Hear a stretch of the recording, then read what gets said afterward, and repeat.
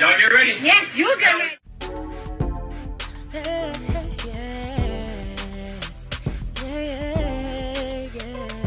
If you want the latest news in the streets, join us and tune in for the tea. Breaking news with integrity. So tell your friends and your family. It's the Lovelyti TV show, bringing you good tea and good vibes. It's the Lovelyti TV show. Be sure to share, like, and subscribe. Have y'all noticed that every time a couple gets a reality TV show, they end up breaking up? It's not sometimes, it's not occasionally, it's almost every single time. And the crazy part is it keeps happening. We keep watching it like it's simple entertainment. It's not the fact that fame changed them. It's a system working exactly how it's designed to work. Hey tea sippers, I hope you guys are doing good today. So go ahead and grab your teacups because you already know this tea is what? Piping hot. This is a conversation I've been wanting to have for a while now. Because once you see the pattern coming, you literally can't unsee it. We have to talk about reality TV and the curse that it puts on relationships, because this goes all the way back to the early 2000s. It's now 2026, and we're still watching the same exact cycle play out. A couple falls in love, they get a show, we watch their most private moments, their arguments, their insecurities, their breakdowns, and then the relationship falls apart right in front of us. And instead of asking why, we just move on to the next couple. So today we're not going to do that. We're going to go ahead and break down the entire blueprint, the entire pattern, and the machine behind reality television relationships and why they almost never survive. So let's start at the beginning. We're about to discuss what was laid out in August of 2003. That's when MTV premiered the Newlyweds. Nick Lachey from 98 Degrees and Jessica Simpson had been married less than a year. Now, this show was really good. I watched it from start to finish. I was there when it aired. And I always felt like it was put together to help boost Jessica because she was a singer, but she was not as popular as a Britney Spears or Christina Aguilera. I felt like the industry didn't really know what to do with her, so hence why they gave her a reality TV show. Just like with 98 Degrees. They were a cool boy band, but they weren't as big as NSYNC or Backstreet Boys. 98 Degrees, we all fans, right? Yeah. I cannot believe it. Y'all been together for 30 years. We're old. Man. All that means is we're old and our fans are old right along with us. But no, it's a beautiful thing. It is truly all because of our fans that we still get to do this to this day. And it's a fascinating thing, too, now. Because our kids get to watch what we do, right? Yeah, they get to see what we do. It's not just a story that you're telling them about what used to happen back in your day, you know? They actually can see you on stage doing some kind of choreography. Probably doesn't look the same, but it's very cool to share that with our kids at this point, yeah. It's almost like they were put together for this reason. So anyhow, they had been married less than a year, and the show was not originally conceived as a relationship show. Nick confirmed on the Richer Lies podcast in 2025 that the show was designed as a vehicle to help promote their music. I liked him immediately, though, when I met him. I told my mom I wanted to marry him. It sounds corny, but kind of a feeling that, wow, this could be it. This could be the one. After I met him, I went on the computer and looked up what his favorite soda was or what his favorite color was. She wasn't like anyone I had ever met, and I was able to talk to her in ways I couldn't really talk to other girls. He said my ex-wife had an album coming out. I had an album coming out. We had no idea it was going to take on a life of its own, other than being a reality fly-on-the-wall type show. That right there was the first thing I need y'all to understand. These two did not sign up to have their marriage examined. They signed up for a music promo vehicle that accidentally created one of the biggest reality TV moments in the early 2000s. And once the audience was hooked, they couldn't get out of it. So like I said, it's almost like they were like the C-list, celebrities back then. So they put them on this show and it really blew them up. It really catapulted them. The show ran for 3 seasons, 40 episodes between 2003 and 2005. Yeah, I can see you. You got it working? I think so. If you can see me, I got it working. Did you do it by yourself? All by myself. Get out of here. Can you see me? I can. You look beautiful. I am so amazing. I can't believe I figured that out. It became a cultural phenomenon. It turned Jessica Simpson into a household name, not for her music, but for her personality on camera. Specifically, the moment where she seems naive or confused, like the infamous chicken of the sea moment from the first episode that is still being replayed to this day, 20 years later. Oh. Is this chicken what I have, or is this fish? I know it's tuna, but it says chicken by the sea. Is that stupid? Don't make fun of me right now. I'm not in the mood. You act like you've never had tuna before. I've had tuna fish like sandwiches and stuff like this. Maybe you and I have eaten tuna like this before. Why is it called chicken by the sea or in the sea? Chicken of the Sea is the brand.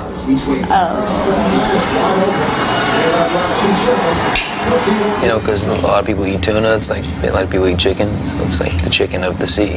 Okay, I understand that. Jessica Simpson said in her memoir, called An Open Book in 2020, "Nowadays I see so many people performing their identities on social media, but I feel like I was the guinea pig for that. How was I supposed to live a real healthy life filtered through the lens of a reality TV show? If my personal life was my work and my work required me to play a certain role, who even was I anymore? A guinea pig for performing your identity in 2003? She was definitely right, because after that, every reality TV couple, every housewife, every Love and Hip Hop storyline, they all came after Nick and Jessica opened the door." We don't really understand where it's all coming from, because it's just the weirdest thing ever. But hey, roll with the everything's punches. cyclical. You can only be happy for so long, and then it gotta bring you down. But you know, as long as we know what's up. Nobody can bring us down. That's right. Nick and Jessica know this sort of gossip comes with the territory, but admit all this negative talk does get annoying. It does. It does. It's all fabricated. But it's all part of this business that we're in, and you know, it's kind of the nature of the beast, and we understand that, and you know, our reality is our reality, and hopefully everyone will pick up on that and not all these fabricated, you know, stories out there. What was actually happening behind the scenes of that show tells a completely different story from what the camera showed back then. In An Open Book, Jessica's memoir, she revealed that she and Nick were already dealing with issues long before the show ended. She wrote that she had a reliable cycle of him criticizing her for something small and blowing it up into something bigger. Brat. I'm not a brat. You're a spoiled brat. So what if I'm spoiled? You're a spoiled brat. But I'm not a brat. I am not. I'm a nice girl. You're a bratty girl. I treat you very nice. I hate you right now. Good. Go away. Leave me alone. I am away. I'm always away. Oh, boo freaking who. You know what? Sob. Like I'm not doing the same you are. You're not doing half of what I'm doing, baby. Oh, now we're into this now, huh? You think you got it all figured out? Baby, I'm not trying to act like I have it all figured out. I'm complaining about the money to get a designer. That's all I'm complaining about. And I just will hire you. That's fine. Well, how am I getting paid if you're hiring me? In the bed. I want a raise with extra benefits. What are those? You know what I'm talking about.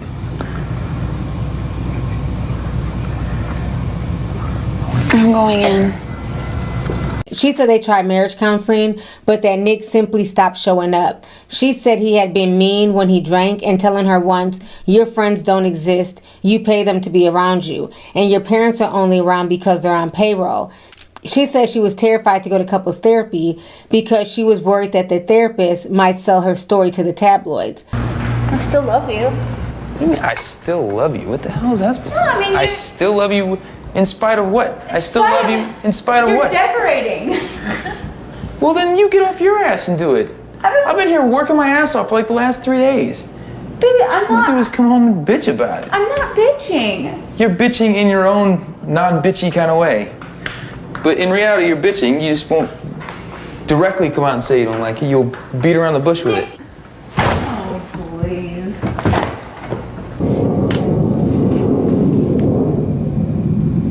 You done? No. I'm trying to help you out and give you a closet the way you want it. Nick, I know you're trying to help me out, but you're trying to do it your way. I think you have the slightest clue how much work I've been doing right here. I understand that, Nick, All but you you do don't is even... waltz in and... Because I waltz into a house that's been totally decorated without me saying, "Oh yeah, that looks cute there." You take it so personal, Nick. You're not, I mean... It's because you're bitchy about it. You come in and you say little comments. After I've been working my ass off. Just give it a day. Just don't say anything for a day, and then tomorrow you can say something. This is the thing. You bitch because it's so cluttered and everything, and there's everywhere. And then when I put it somewhere, you bitch about where I put it. So what? I mean, which is it?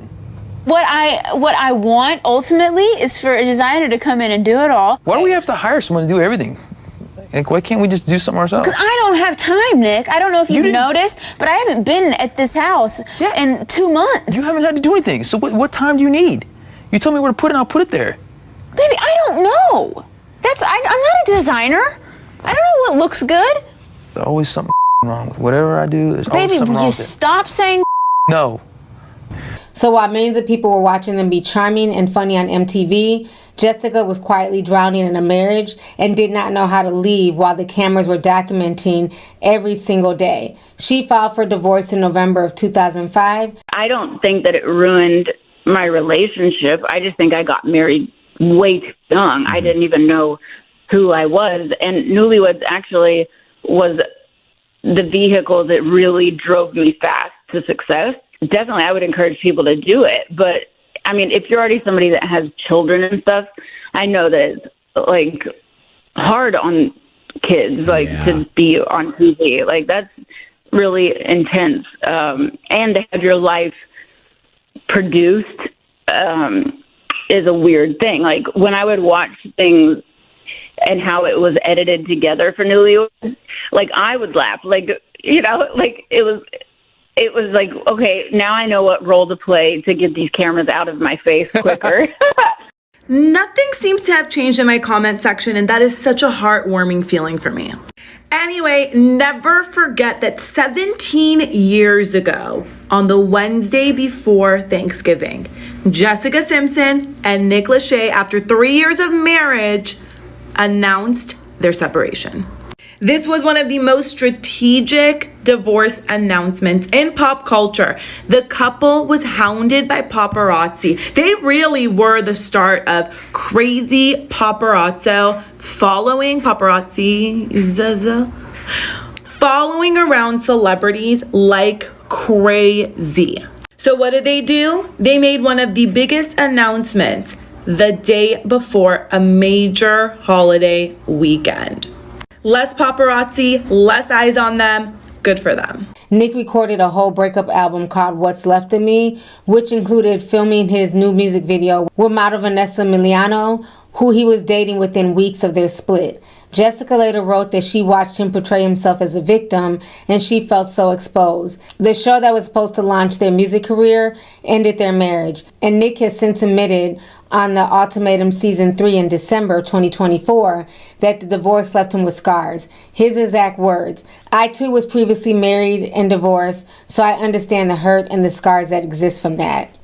I too was previously married, divorced, so I understand the hurt, the scars that exist from that. I've had to get through so much to be the best woman for him.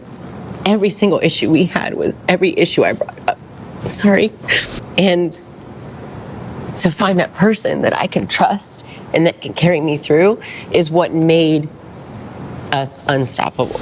So now let's talk about the Osbournes. Their show debuted in 2002, and this actually predated Nick and Jessica. It was the original blueprint for it all. Before anyone else had agreed to put their family on camera, Ozzy and Sharon Osbourne said yes, and at the time it felt unthinkable. He later admitted to Rolling Stone that he had been sober for years, but the pressure and the chaos of fame had caused him to unfortunately relapse. Sharon and Ozzy separated publicly in 2016, and the whole world knew about it because they had been so public about their relationship for so long. Sharon and Ozzy Osbourne split. A source close to the Osbourne family tells ET Sharon and Ozzy are ending their 33-year marriage. The 67-year-old rock legend and 63-year-old talk co-host are going their separate ways. The estranged couple wed on July 4th, 1982, and had 3 children together, Amy, Kelly, and Jack. Sharon and Ozzy sparked divorce rumors in 2013. We're not getting divorced. However, am I happy? No. Am I upset? Yes, I am. I'm devastated right now. Sharon shut down reports of a separation, but confirmed her husband's sobriety struggles at the time. I knew he was drinking occasionally, but I didn't realize, to the extent. The separation lasted months. They ended up reconciling, but the question that never gets asked is whether putting your family and the marriage under constant cameras for years accelerated the dysfunction that was already there. Because the truth is, the Osbourne kids have said repeatedly that being child stars on that show had lasting effects. Kelly and Jack have both spoken out about substance abuse issues that they had developed during and after the show's run. Sharon herself said at one point she regretted doing the show because she felt like it stripped her family of a private life that they could never get back. The show was groundbreaking television, but what really broke was the Osbourne family. Now let's go to the Real Housewives of Atlanta. Now, while there's been several breakups on the show, like Phaedra and Apollo, Nene Leakes and Greg, they divorced for a while. You even had Cynthia Bailey and Peter Thomas also breaking up, but none was as notorious as Porsha Williams. So we're gonna go ahead and talk about her. So on The Real Housewives season 5 in 2012, she came on the show as a devoted wife of former Pittsburgh Steelers quarterback Kordell Stewart. She described her life in her tagline as picture perfect, and on camera she played that role. She defended Kordell when the other cast members caught him controlling. She stood up for her marriage at every turn. Nene Leakes said at the time that Kordell's behavior was controlling and chauvinistic, and Porsha came to his defense. On March 22nd of 2013, Kordell Stewart filed for divorce in Fulton County. He did not tell Porsha at first. According to her representative, she found out when the news hit the media. A rep said directly, he misled her and she found out about the filing in the media. No, another one bites the dust. Real Housewives of Atlanta star Porsha Stewart may no longer be a housewife. Less than 2 years after walking down the aisle, former NFL player Kordell Stewart has pulled the plug on his marriage to the reality show star. Kordell filed for divorce on March 22nd. The couple wed on May 11th, 2011. To anyone who watches the hit Bravo show, this may come as no surprise. Several episodes this season focused on Porsha wanting to have kids and a career, while Kordell was hell-bent on making her choose just one. This news also comes on the heels of rumors that Porsha decided not to return for another season of RHOA because Kordell did not like the way he was portrayed on the show. Through it all, Porsha seems to be keeping a smile on her face, tweeting, "Morning dolls, today is the first day of the rest of your life. Make it great. P.S. Heart you." Hip Hollywood received this statement from Kordell Stewart's attorney. "This is a personal and private family matter for Kordell and his family. This was a very difficult decision for Kordell. I hope everyone understands. Kordell's ongoing concern has been and remains his son's best interest." She did not know the marriage was over until she read about it online. Just 1 week before the filing, Kordell had posted on Twitter supporting his wife and explaining why he would not attend the Real Housewives of Atlanta reunion. And then he turned around and filed for divorce. In Kordell's own memoir called The Truth, The Kordell Stewart Story, he wrote, "As I unlocked the doors and allowed Bravo's camera crews into my house and our lives, however, all existing problems in our marriage seemed to be brought to the light. Over time, I felt like my only choice was to file for divorce." He was literally saying that the cameras did it. He's saying that in his own book that the show made their private problems more visible, more undeniable, and ultimately unsurvivable. Porsha left the marriage with almost nothing. Per the court documents reported by TMZ, because of the prenup, she was only left with the engagement ring, her personal belongings, and a modest amount for attorney fees. Then a few years later, she brought another relationship onto reality television. This time it was with Dennis McKinley, who's the father of her daughter, PJ. So she was with him for several years, and while she was pregnant, Dennis had cheated on her. They were supposed to be engaged and getting married. They ended up breaking up. So they decide to just be co-parents and parent their child. So then Porsha brings on a third man. So now the interesting part is that we end up meeting this woman named Kordell Guobadia. And Phelan is introduced as a friend of the show. And so when she's introduced as a friend of the show, we get a chance to meet her husband, Simon Guobadia. We're watching them. They have this beautiful home. Phelan's doing her thing. You know, Phelan's living the life. And Porsha's there on camera filming with her and everything. Porsha is the one who brought Phelan around. She was kicking in her home, smiling in her face, filming scenes together. All the while, Phelan was married to Simon. So as we're watching this as an audience, we're just as confused when not so long after that, Phelan and Simon announced their split. And before we can even process it, Porsha pops out in a full relationship with Simon. And they weren't just dating, they were engaged. Real Housewives of Atlanta star Porsha Williams is getting married to a former friend's ex. Porsha, did I hear something? Porsha, are we going to see you dating this season, or are you just taking time for Porsha? Yes, relationship things are there. Dennis is there, and my baby girl. You know, we're family, and all of that is spelled out. That was Porsha just 6 months ago, telling us her focus was on co-parenting 2-year-old daughter Pilar with ex-fiance Dennis McKinley. Now she's sporting an almost 12-karat emerald cut rock from Simon Guobadia after just 1 month of dating. Now you're gonna want to pay attention because this is where it gets super complicated. Simon's the ex of Porsha's former friend Fallon.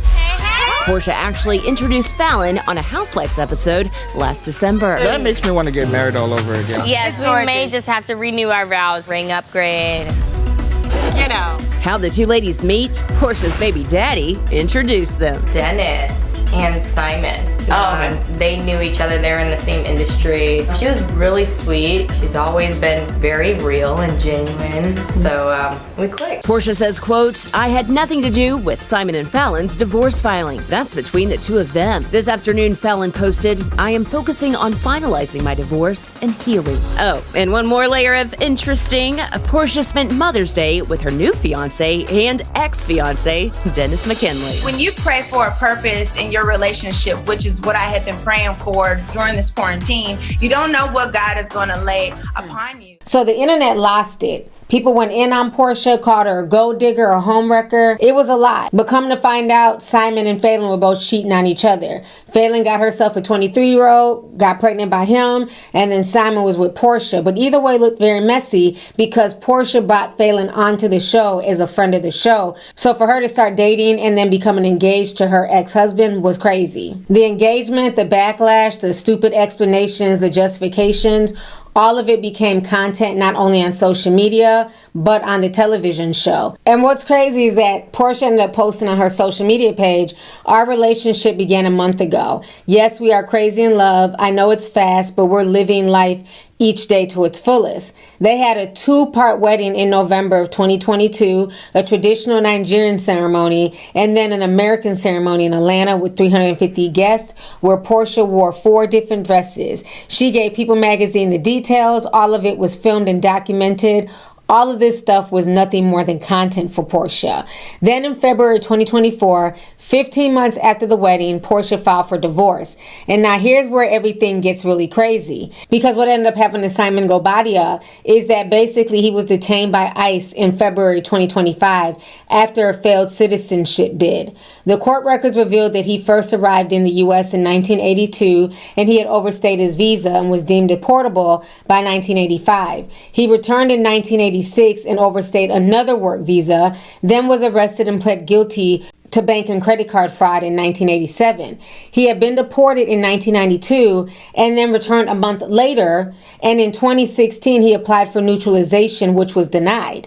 In November 2024, he sued Porsha for $75,000. What do you think Porsha's reason was to file for divorce? I think I was targeted. In what way? I was targeted from day one for financial reasons. When I filed for divorce from my previous, ex-wife, she was in my DM praying for me. And I think I was in a vulnerable position at that time. And I entertained it. And so it just kind of snowballed from there.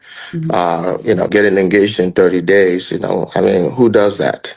I was out of my my goddamn mind to have done that. And of course, I'm paying dearly for it. Alleging that she made defamatory statements on social media and implying that he had health issues.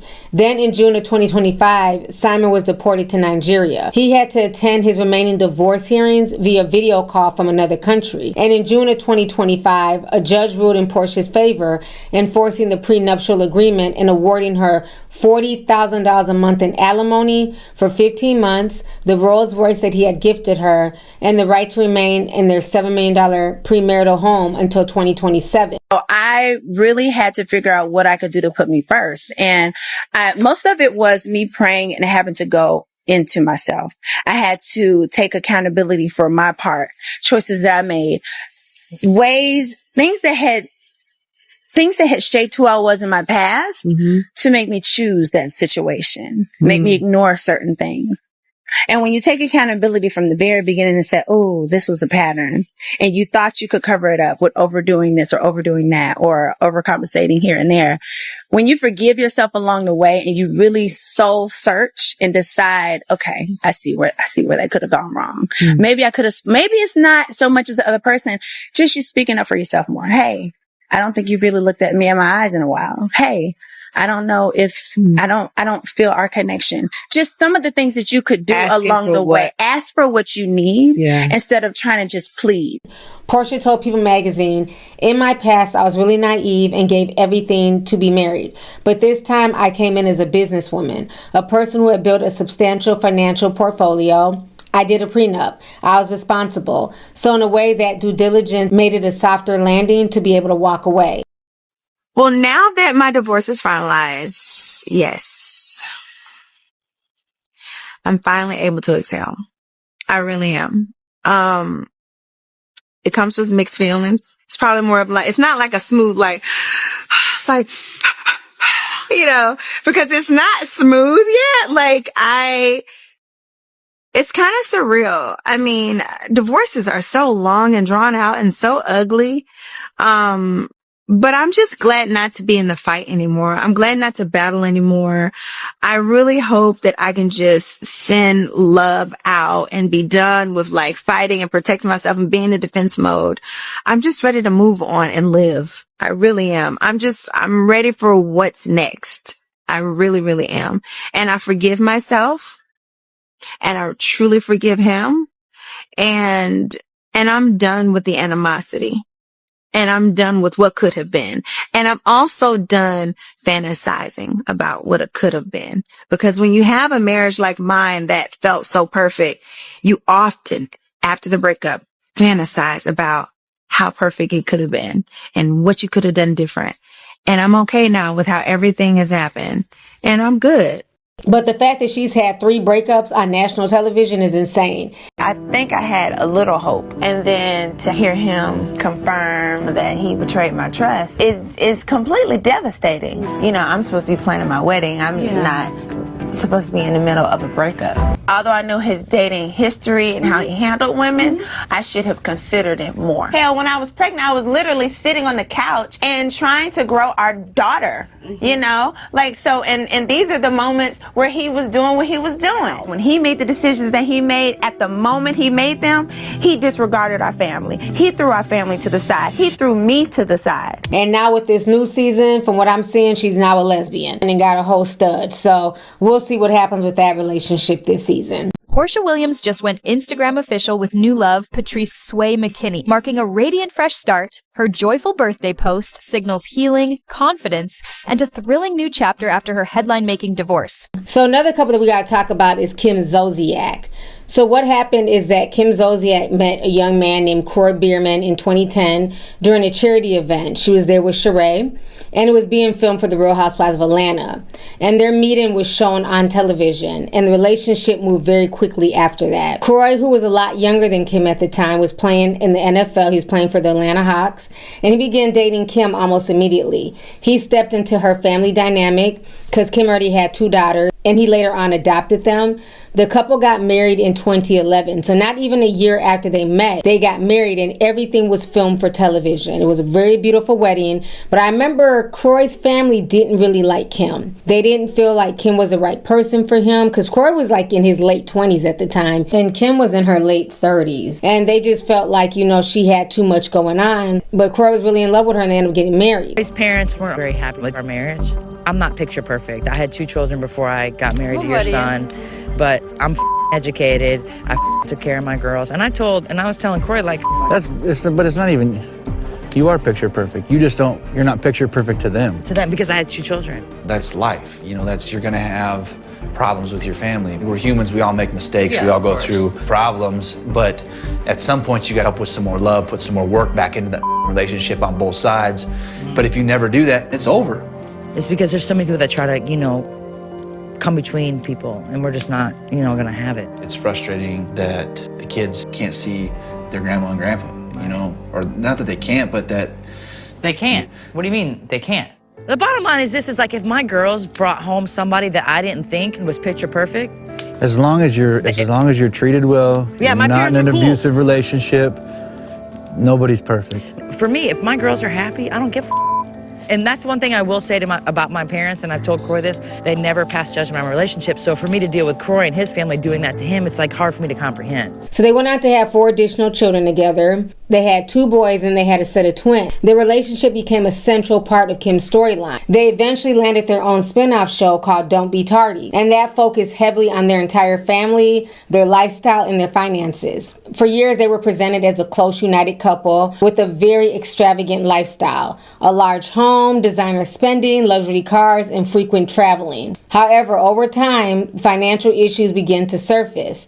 Reports of tax debt, lawsuits, and eventually foreclosure proceedings on their homes became public. The lifestyle they had been busy portraying on national television appeared to be very unsustainable. In 2023, their relationship publicly deteriorated. Both Kim and Croy filed for divorce at different points, and they also withdrew their filings as well. Are Kim Zolciak and Kroy Biermann still living together despite their messy divorce? Unfortunately, the answer is yes. Yep, if you can believe it, a source confirmed to Us Weekly that Kim and Croy are still living together. However, the source mentioned that they're trying to avoid each other, and that thankfully their home is a, quote, big house. Yes, the same big house that's rumored to be in foreclosure, but we're not going to get into that right now. In addition to that, you guys, we've also learned that Kim and Croy have officially unfollowed each other on Instagram, which I'm sure Croy's new shady Instagram bio had something to do with that. And if that pettiness wasn't bad enough, we also have this new report from People magazine, where a source shared that those closest to Kim and Croy are expecting their divorce to get really bad, because neither of them like to, quote, give in. This source also noted that as a couple, Kim is the head of the household, and because of that, it allegedly makes this divorce even harder on Croy. However, the source did make sure to note that these two are both very involved parents with their 4 children. Therefore, the source said that they both deserve to share custody, and that anyone who knows them both would agree. Keep in mind, the source probably mentioned that because Croy is asking for full physical and legal custody of their kids. So yeah, you guys, it looks like it's only gonna get messier from here. Then they filed again. Their disputes escalated to multiple police calls to their homes, with both accusing each other of various issues, from financial strain to parenting conflicts to infidelity. Here, can you do us a favor? If he opens that door, will you please not create and exacerbate the issue or create another issue? Can you go in, get whatever you need, and then come back out without causing another issue? I don't think it's fair that I have to sit out here with this and Well, then I can't help you. If nobody can compromise. I don't deserve to be. Wait, how do I solve this permanently? Well, I know you'll have attorneys, so you need to talk to your attorneys about any legal. Well, this is me. I've been living in the master. This is the first night he decided, because I asked him to please file, and he finally did. It's just a sticky situation for us because it's also his property. There's nobody good. That's why he won't I do appreciate you with who's going to retain the house later on as well, too. That'll be something that comes up with the lawyers as well. Neither one of us are going to be able to because of the situation she's put us in. Oh, okay. I'm sorry to hear that, man. Have you guys are ever like reconciling or like figuring it out? Or? She has to go to rehab. She has to go. She has some significant issues. She has, like I said, 2 major compulsive behavioral addictions: the gambling and the overspending, probably alcohol abuse. And she has childhood trauma, PTSD, narcissism. In real life, when I tell you, like, it makes me sad to say this, but like, he's not right. I'm swearing my kids, this is not the man that I married.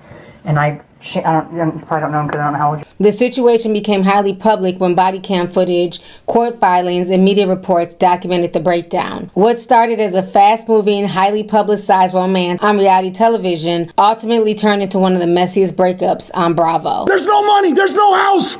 We're getting divorced one day and we're not the next.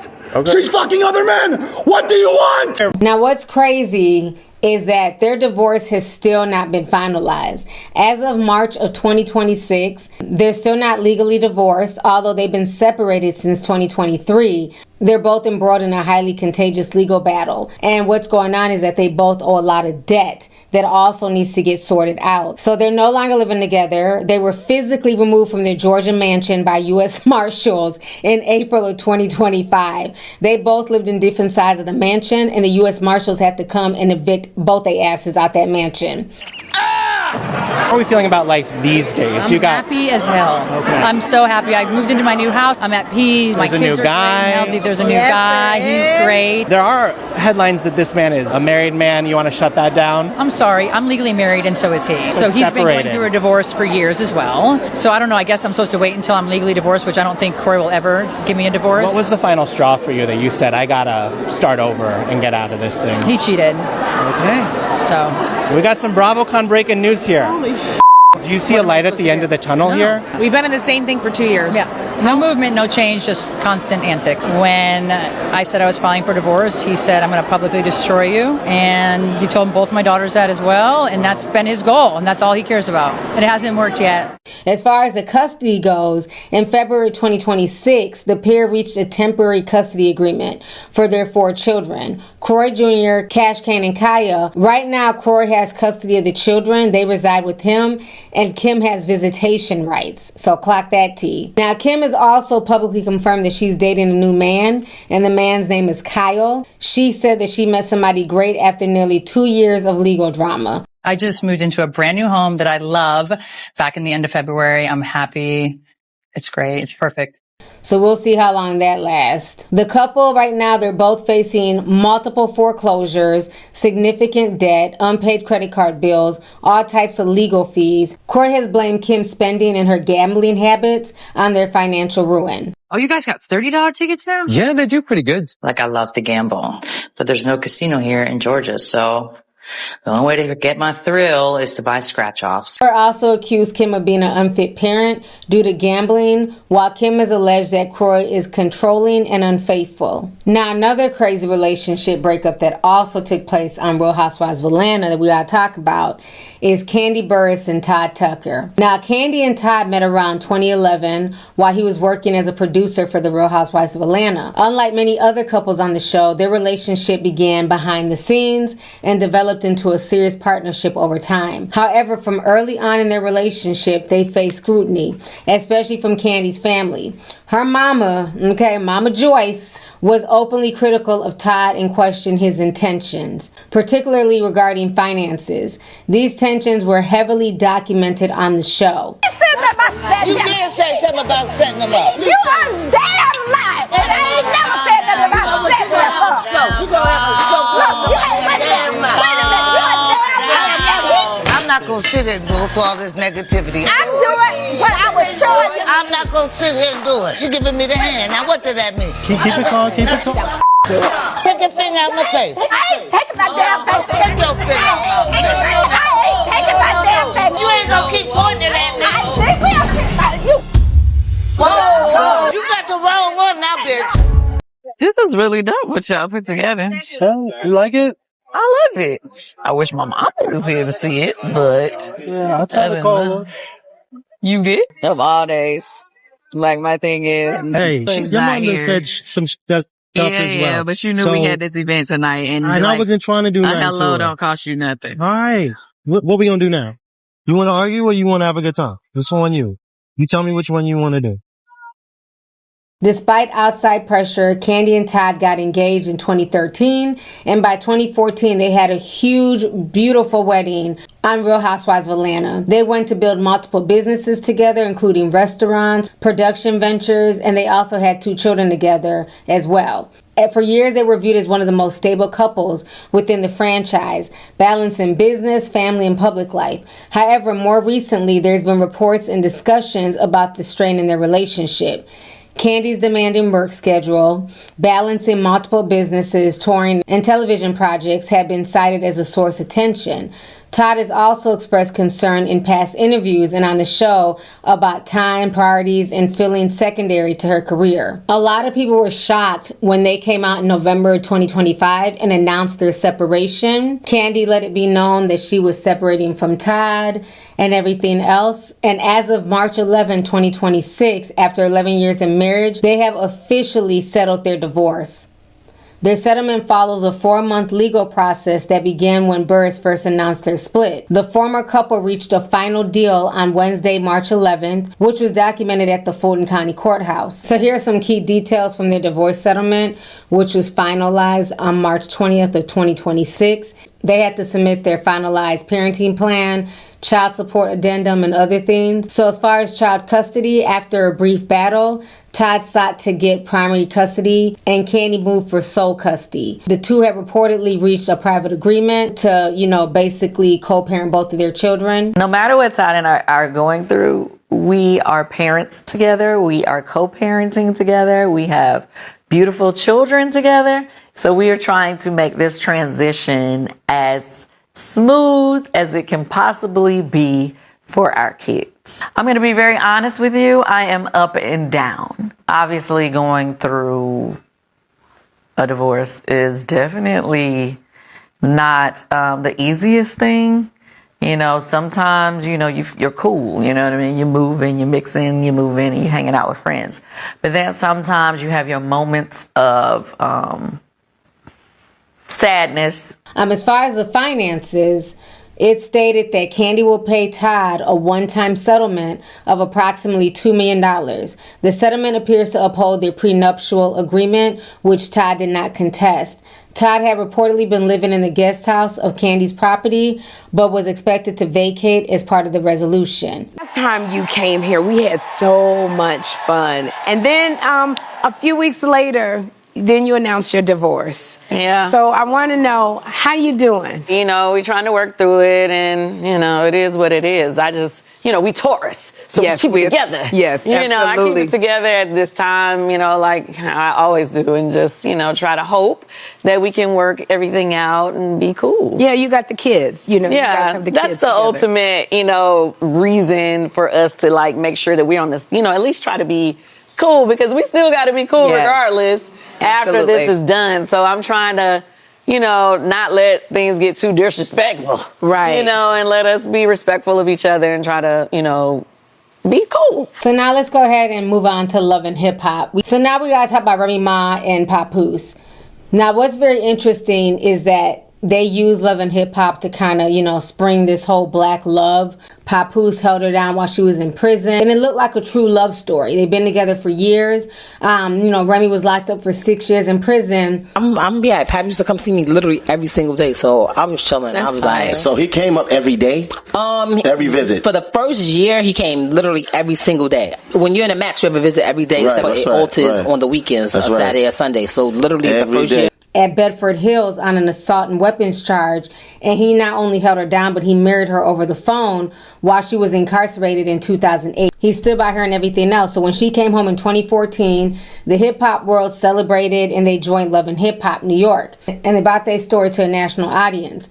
In 2016, they renewed their vows on camera in a lavish televised ceremony. In 2018, they had their daughter, Reminisce McKenzie, who they call the Golden Child, on the show. They became a symbol of black love in hip-hop. Papoose literally wore black love clothing to promote the message. He encouraged other men on the show to build healthy relationships, and that was their entire brand. That was a product that they were selling to the black community and to the masses. Then around 2022, rumors started to fly that Remy had begun getting close to a battle rapper called Easy the Block Captain. Papoose had confronted Easy and they got into a physical altercation at the Chrome 23 battle rap event in December 2024. Everything exploded publicly. Well, I've been saying the same thing. I'm like, when it comes to that situation, like everything is exactly how it is. Everything is exactly how y'all see it. That ain't no regular female, my nigga. That's his wife knocking you out compared to what he could have did to you. Nigga, that was life. And you not off the hook either. If you gon' cheat, then let's cheat with a nigga that can fight. You know this ain't right? You know this ain't right? Come on, y'all know this ain't right. A few months before our battle, Hit Me and Holler. The nigga knew already. I know he up there trying to play victim and all of that shit, but the nigga been knew. He knew 2 years ago. I ain't gonna lie. Don't let the nigga cap y'all niggas up. The nigga been knew. Explain everything that happened. Yo, we was fucking with each other. You was cheating on ball. Such and such. Whatever happens. Let's say Love and Hip Hop pick it up. Y'all get back together. How does now? I get a bag. You know what I mean? I get a little bag. I get a little check, couple little, you know what I'm saying? Such and such a, you know what I mean? I'm the boy that such and such a cheat. I'm around now. I'm a little bit. So at the end of the day, it kind of fit, you know what I'm saying? Like, it fit everybody's charm. So Remy went on to Instagram Live saying that her and Papoose have not shared a bed since 2022. Papoose went on his platform calling Remy a liar and a narcissist, saying he had written 90% of her raps. And in January 2025, at one of Remy's own rap battle events, Easy performed and rapped to Remy directly and said, "Hey, yo, Remy, do you love me?" And off camera, you can hear Remy say yes.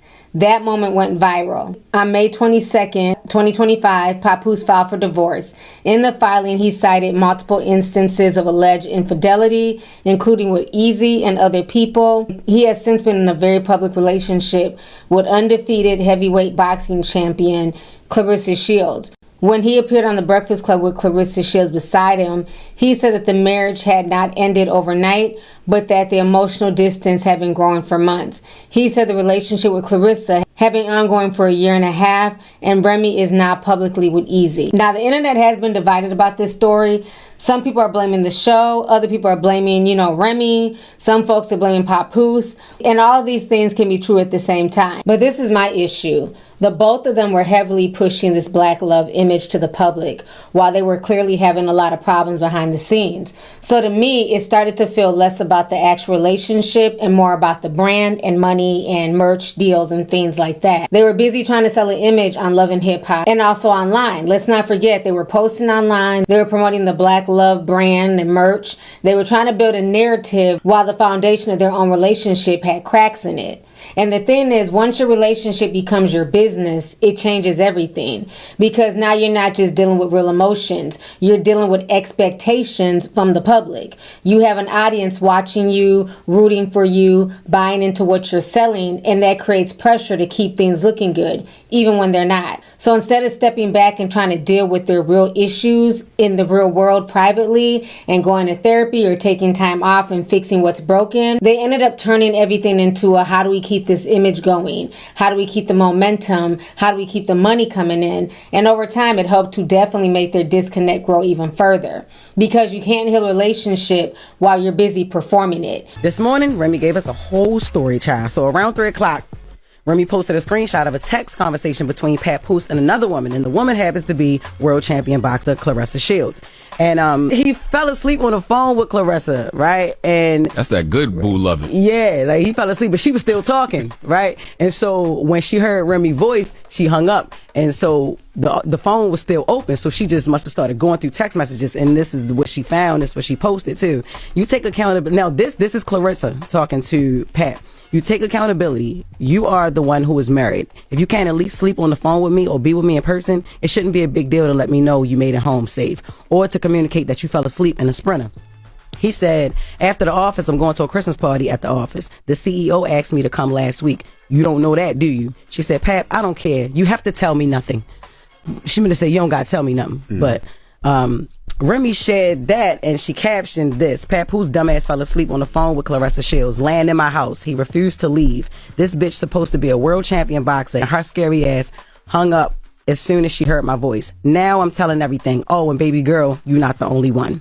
Papoose got a type, and his type is women that can fight. Okay? Yeah, obviously. You can't fix something while you're constantly trying to present something to social media and to the television audiences as perfect when it's not. Eventually the truth will come out and the image will start to crack. The tension will become more and more visible, and what was once solid and sold as black love turned into another example of how branding a relationship can sometimes do way more harm than good. So I think one of the big takeaways that I learned from the Remy Ma and Papoose situation is that your relationship is not meant to be your business. Your relationship should not be your bread and butter. Like I always say, everything that glitters is not gold, and everything that looks good online and on social media may not be what's actually happening behind the scenes in real life. So now let's talk about Quad Webb. Quad joined Married to Medicine in 2012. At that time, she was the wife of Dr. Gregory Lunsford, and their entire marriage was documented on the show. It was glamorous and dysfunctional at the same time. They ended up divorcing, and their divorce was finalized in 2019.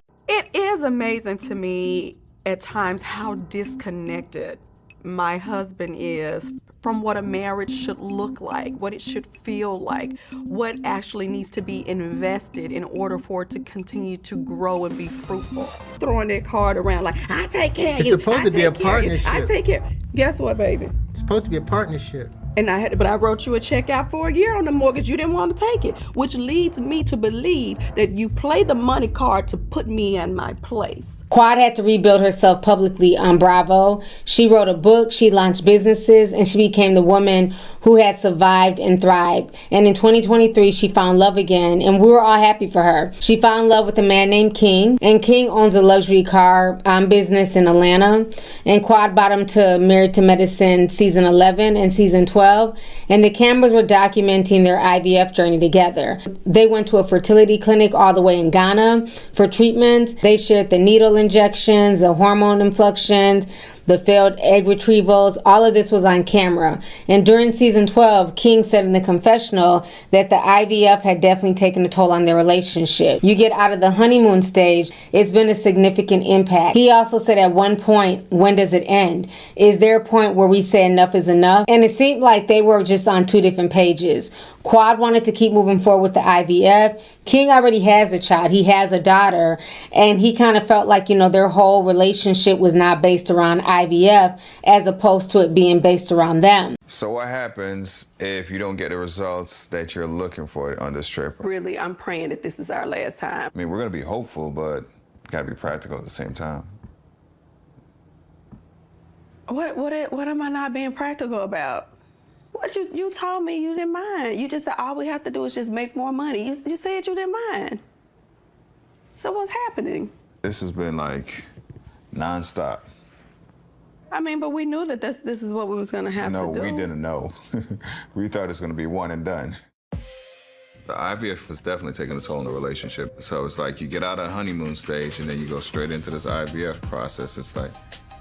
It's been a significant impact. Babe, I don't want to come across like I'm forcing you to do something. It's like nothing like having a child who loves you unconditionally. And it is, but do you let it over-consume you? Or is there a point where we're like, hey, this is practical, this is working, or it's taking too much away from our other lives outside of IVF? Ever since day one, like when I said to you, like, this is a dream of mine, this is what I would like to do, I would like to become a mom. And just being by my side and supporting me through all of this. Like, you literally stop your job. I recognize the sacrifices that you've made for me. Sometimes I'm not the best with my attitude, and you have just, I'm telling you, I'm owning that, okay? You're owning it? Yes. Nobody else can own it. Nobody else wants to own that I never want you to think, like, I don't see what you're doing for me, okay? You might look at it a bit different, and I have to acknowledge that too, because you have a daughter. And I have to try to look at it from the perspective that you don't have kids. So, I mean, I think it takes us both trying to see where each other's at. Yeah. Well, now, as of February 2026, just a few weeks ago, King confirmed the breakup by commenting on a fan's Instagram post where he wrote, "I can confirm that I left that situation." He also wrote that Quad's luck had run out. Quad issued a statement saying they mutually decided to end things in 2025. But the shady Instagram post from King told a whole different story. Church, Quad Webb confirmed to TMZ that her and Kirk are no longer together. Now, for all of y'all that had lives and couldn't keep up, it was King when she was in love. But now that she not no more, it's Kirk. And y'all know only good Kirk out there is Kirk Franklin. Because this Kirk right here been telling people on the gram that it's been over for days. Lisa, God bless me, wrote, "Just too handsome. Quad is a lucky woman." And King wrote, "Luck ran out." Then Blue Rage said, "I don't think they together anymore." And King responded, "I can confirm that I left that situation." Ooh, what a messy man. But it is Atlanta after all. Now, I sensed that there was trouble in paradise from the moment that Quad told that man that the IVF didn't quite take and she wanted to try again, and he started hemming and hawing about price. Something about that situation just screamed to me that he wasn't all in. But Quad, I think it's time for us to get down to brass tacks. Mama, you was in the fourth quarter. There are 45 seconds on the clock, and it is time to move the ball. The man plus the picket fence plus the 2.5 kids may not be in your future in the way that you always imagined, okay? I really think that it might be time for you to think about a donor, okay? Because look, Janet Jackson had her baby at 50 and you're 45 right now. I just don't think that, you know, you have another 5 years to court the next man and get him to father your child. That kind of puts a lot of pressure on the situation, you know. I think you should probably talk to somebody like Ebony K. Williams, because in my mind and per my recollection, I think that she had a similar situation as far as finding the right man. And she took her situation into her hands, found her a donor, and now she a rich fly woman with a baby in tow and no baby daddy drama. The reunion hasn't happened yet, so I'm waiting to see what goes down on the reunion. But this IVF journey was a huge emotional part and a big storyline for Quad in this season. It's going to be interesting to see how the reunion turns out, because again, we were all rooting for Quad. It just shows you that sometimes putting your relationship and everything that you're going through for public consumption, it allows people to pick your relationship apart. And so I think just people watching him and how he just seemed kind of annoyed. He just seemed like he wasn't that into her this season. I think that kind of weighed in on their relationship a lot more, especially with the, you know, comments from social media and stuff like that. So when you really sit back and you look at all of this, it all goes back to 2003. When Jessica Simpson and Nick Lachey had no idea what they were stepping into with Newlyweds. What started as something simple, just documenting their life, turned into one of the first real examples of what happens when a relationship becomes public entertainment. And back then it felt new, it felt authentic, and it felt harmless. But if we fast forward to today, we've seen the same story play out over and over again. We saw it with Khloe Kardashian and Lamar Odom. We saw it with Kim Kardashian and NBA player Chris Humphries. They were married for literally 72 days back in 2011. And then she tried it again, and we saw the end of her and Kanye's relationship as well. So we've seen it across all franchises, from Love and Hip Hop to Marriage Boot Camp to the Kardashians. These relationships start off strong, they play out on camera, and eventually fall apart in front of the same audience. And it makes you realize that this isn't just about the individual couples making a bad decision. This is what happens when something as personal as love gets treated as content and is monetized for views. Because once the cameras are involved, once the audience is involved, once money, branding, and public opinion gets tied to your relationship, it stops being your personal relationship. Something I worked so hard for, that we worked so hard for, that we one day, who'd have thought one day we gotta walk away from each other? How do we even sit there and tell our kids this?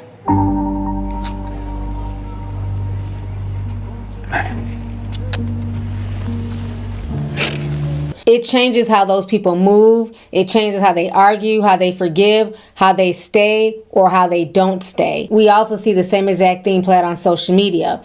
How many YouTube couples have we watched over the years, you know, put on this performative relationship where they're going on shopping sprees and taking these beautiful trips and taking these glamorous pictures, only to find out later on that, you know, the boyfriend or the husband was cheating behind the scenes, or that the wife wasn't happy. This is how Catherine Shannon Pays found out her husband was cheating. We were filming this thing called Vlogmas on YouTube. People film every day for the month of December. And then there was this moment that changed everything for me. We go to this studio to get my daughter's first haircut. She was a year old, just getting her first haircut. He's filming and I'm kind of like, I'm taking photos for myself for my phone, you know? And then like a movie, my phone dies. It just goes black. And I look at him without a thought and I go, give me your phone. Let me take a photo. As soon as my hand grabs that phone, mind you, I had never looked in his phone. I grabbed the phone and it felt kind of weird because I'm like holding his phone, right? Alex, as soon as I grabbed the phone, no, like out of a movie, this long text comes through. If you really love your wife, you wouldn't be da da da da da. And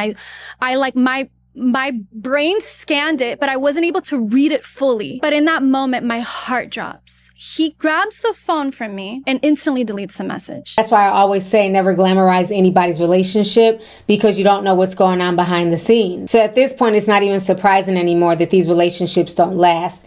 Like I said, it's to be expected. Maybe the real conversation that we need to have is not why they broke up, but can a relationship truly survive when the entire world is watching it in real time? Because as history has shown us with Jessica and Nick, all the way until today's times, most of them don't. And that's not a coincidence. That's just the cost of turning love into content. So tea sippers, I leave the conversation up to you guys. Let's go ahead and get the discussion popping. Let me know what you guys think about all of these reality TV show relationships and even social media relationships. Do you think that people should keep the relationships off of reality television and social media if they want them to last? Or do you feel like, it's not a big deal, that's on the couples, they just weren't meant to be together? I very much look forward to reading y'all's comments down below. And if you want to watch this video without all these edits and pauses because of YouTube's copyright system, you can watch it on Spotify. Everything is there unredacted. Thanks again for watching and supporting. Please make sure to share this video, check out my other deep dives, and I'll talk to you guys later. Deuces. If you want the latest news in the streets, join us and tune in for the tea. Breaking news with integrity. So tell your friends and your family. It's the Lovelyti TV show, bringing you good tea and good vibes. It's the Lovelyti TV show. Be sure to share, like, and subscribe.